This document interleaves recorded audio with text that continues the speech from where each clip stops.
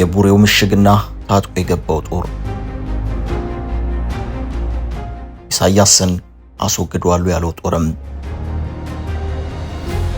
ኢትዮጵያ ውስጥ በታሪክ ትልልቅ ጦርነቶች የተደረጉባቸው ቦታዎች አሉ።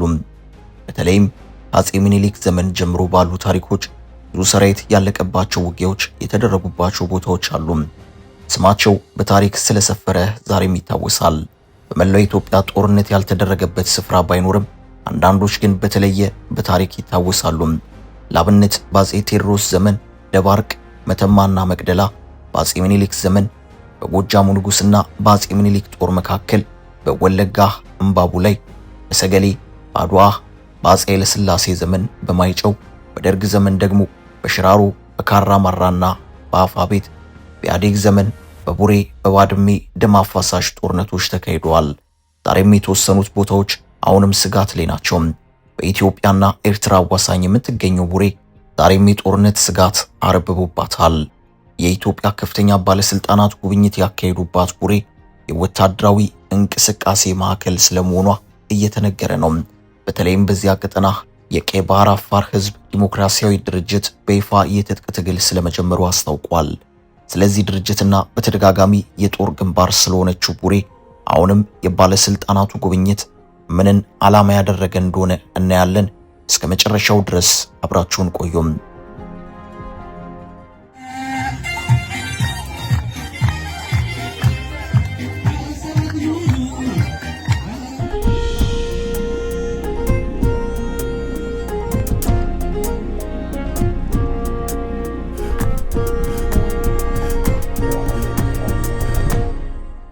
ቡሬ የሚለውን ቃል የከሳቴ ብርሃን አማርኛ መዝገበ ቃላት ቡራቡሬ ብርሃናማ ሲል ይገልጸዋል።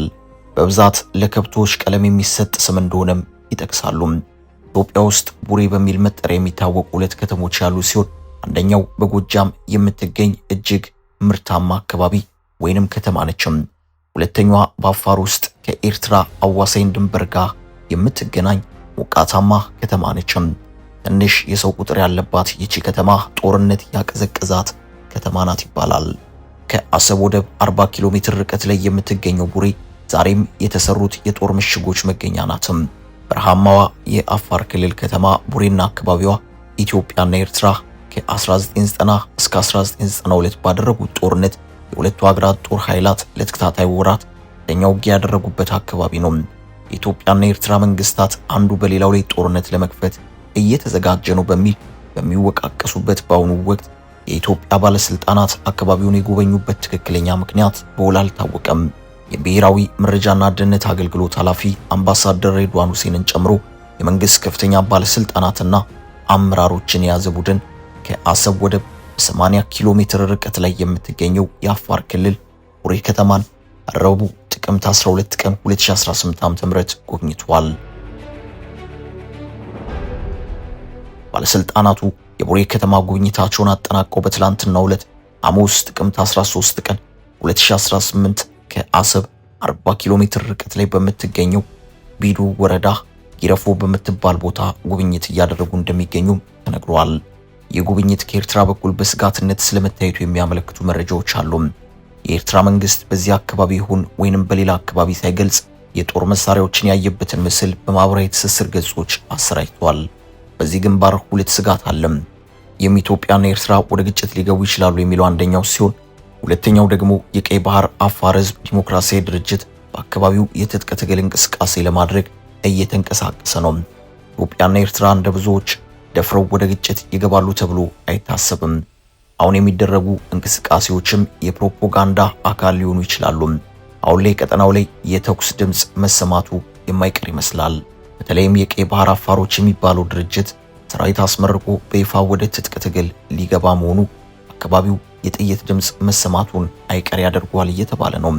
ለመሆኑ ታጥቆ የገባው የቀይ ባህር አፋር ዲሞክራሲያዊ ድርጅት ማን ነው? ዓላማውስ ምንድነው? በጎርጎሮሳውያኑ 1999 የትጥቅ ትግል እንቅስቃሴ መጀመሩን የሚገልጸው የቀይ ባህር አፋር ህዝብ ዲሞክራሲያዊ ድርጅት 600,000 ገደማ የሚገመተውን የቀይ ባህር አፋር ህዝብ ራስን በራስ የማስተዳደር መብት ለማጎናጸፍ ባለፉት 26 ዓመታት ትግሉን አንዴ በህቡ ሌላም ጊዜ በግልጽ ሲያደርግ መቆየቱን ይናገራል። በአዲስ መልኩ የትጥቅ ትግሉን ከመጀመሩ በፊት በኢትዮጵያ አፋር ክልል በሺዎች የሚቆጠሩ የተለያዩ የማህበረሰቡ አካላት የተሳተፉበት ኮንፈረንስ አካሄዶ ነበርም። የቀኝ ግዛት የአፋር ህዝብን የተለያዩ 3 አገራት ከፋፍሎታል የሚሉት የድርጅቱ መሪ አቶ ኢብራሂም ይህ የህዝቡ ፍላጎት እንዳልነበር በመግለጽ የታጣቂ ቡድኑ ዋና ዓላማ ከኤርትራ ጋር ያለውን የቀይ ባህር አፋር መገንጠልም እንደሆነ ይናገራሉ።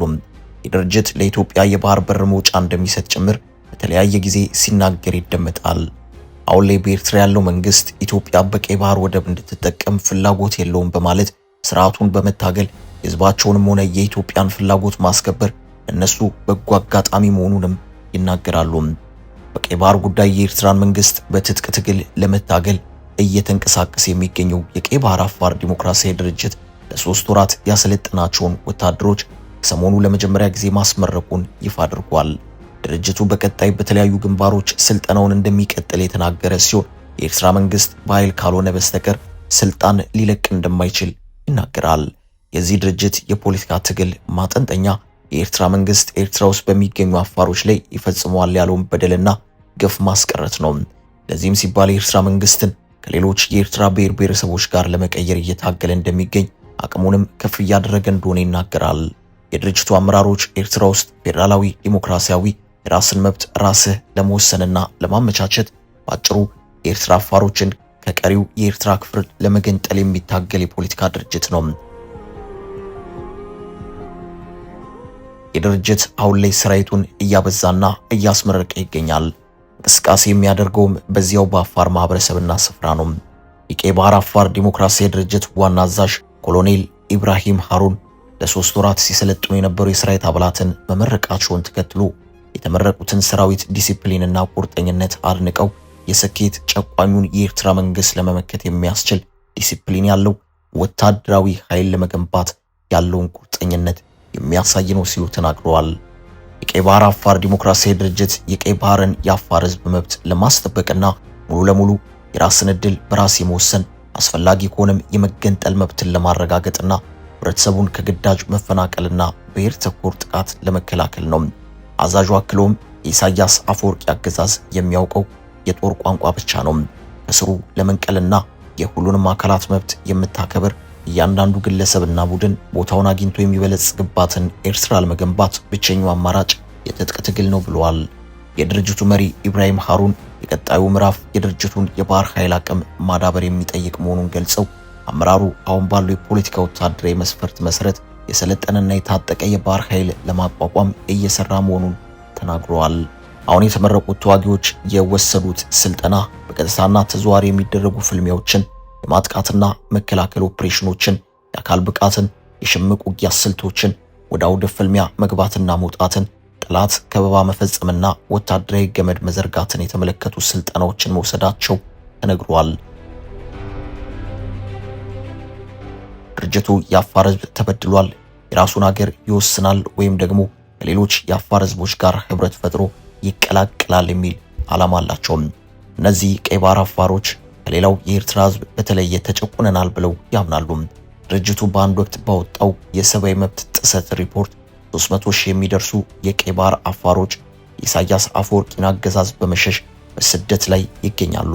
የድርጅቱ ሰዎች በዚህ ሪፖርታቸው የቀይ ባህር አፋርን ማንነትና የሚኖርበትን አካባቢ ዲሞግራፊ የመቀየር ስራ እየተሰራ ነው ብለው እንደሚያምኑም ይናገራሉ። ቀይ ባህር አፋር የሚኖርበት አካባቢ ከየመን ከሳውዲ አረቢያና ከሌሎች ሀገራት ጋር የሚያገናኝ ለኢኮኖሚያዊ እንቅስቃሴም ባህርን መሰረት አድርጎ የሚኖር ህዝብ ቢሆንም በኤርትራ መንግስት በሚወሰድበት እርምጃ ለከፋ ሰብአዊ ቀውስ መዳረጉን ቀይ ባህር አፋር ዲሞክራሲ ድርጅት ደጋጋሚ ይገልጻል። አፋሮች በኢትዮጵያ በኤርትራና በጅቡቲ ይገኛሉ። የተሻለ ቁጥር ያላቸው በኢትዮጵያ ውስጥ ናቸው። አፋር የዛሬው ኢትዮጵያ ኤርትራና ጅቡቲ ሳይፈጠር ከሳውኪን ወደብ እስከ አዶሊስ ወደብ ከባብል ማንዳብ እስከ ዜላ ድረስ ተበታትኖ ለብዙ ዓመታት የቆየ ህዝብ ነው። የዛሬው የኢትዮጵያን የጅቡቲንና የኤርትራን ክፍሎች የሚያጠቃልለው የአፋር ትሪያንግል ቀደምት ተወላጅ የሆነው የአፋር ህዝብ በቀይ ባህር አካባቢ ታሪካዊ የንግድ ትስስር ውስጥ ትልቅ ሚና እንደነበረው ታሪክ ጽሑፎች ያመለክታሉ። በአፍሪካ በአረብ ባህረ ገብ መሬትና በህንድ ንዑስ አህጉር መካከል የሸቀጦችና የባህር ልምዶች ልውውጥ ውስጥ ወሳኝ አገናኝ በመሆን ለብዙ ዓመታት ኑረዋል። የባህር ንግድ መስመሮች ውስጥ በተለይም ከአንደኛ እስከ 7ኛው ክፍለ ዘመን የአክሱም ግዛት ከፍተኛ ደረጃ ላይ በነበረበት ወቅት በባህር ንግድና ኢኮኖሚ ላይ የነበራቸው ተሳትፎ እንደ ቅመማ ቅመም፣ ጨርቃ ጨርቅና የከበሩ ድንጋዮች የሸቀጦች ግብይት ዋና ተዋናዮች ነበሩ። አሁን ላይ የቀጠና ግጭት ያረበበበት ሆኗል። አንድም ኢትዮጵያና ኤርትራ ወደ ግጭት ሊገቡ ይችላሉ በሚል፣ ሁለትም የታጣቂ ቡድን በይፋ እንቅስቃሴ በመጀመሩ ነው። ከቀይ ባህር አፋሮች እንቅስቃሴ በተጨማሪ ብርጌድ ንሓመዱ የተባለው ቡድንም ተመሳሳይ እንቅስቃሴዎችን ለማድረግ አስቀድሞ አዲስ አበባ ጭምር ጽሕፈት ቤት መክፈቱ ይታወሳል። ኢትዮጵያና ኤርትራ በአፋር በኩል ውጥረት ላይ ይገኛሉ። በተለይም ከሰሞኑ ባለስልጣናቱ ወደ ድንበር ተንቀሳቅሰው ጉብኝት ማድረጋቸው ውጥረቱን ከፍ ያደርገዋል የሚል ስጋት ተፈጥሯል። የኢትዮጵያ ፌዴራላዊ መንግስት ከፍተኛ ባለስልጣናት፣ ጦር አዛዦችና የአፋር ክልል ባለስልጣናት ኤርትራ ድንበር አጠገብ የምትገኘውን ስልታዊቷን የቡሬ ከተማን መጎብኘታቸው ብዙ ትርጉምና አስተያየት እንዲሰጥበት ያደረገ ሰሞነኛ ክስተት ነበረ። በዚህ ጉብኝት ላይ የኢሳያስን መንግስት ወንጀለኛና ተጠያቂ አድርገው የሚያቀርቡት ጠቅላይ ሚኒስትር አብይ አህመድ የምስራቅ አፍሪካ ጉዳይ አማካሪ ጌታቸው ረዳ፣ የኢትዮጵያ የብሔራዊ መረጃና ደህንነት አገልግሎት የበላይ ኃላፊ ሬድዋን ሁሴን፣ ከፍተኛ የጦር መኮንኖችና የአፋር ክልል ባለስልጣናት ተገኝተዋል። ከኤርትራ የወደብ ከተማ ከአሰብም 80 ኪሎ ሜትር ያክል ብቻ ትርቃለችም። አበቃን። ሰናይ ጊዜን ተመኘን።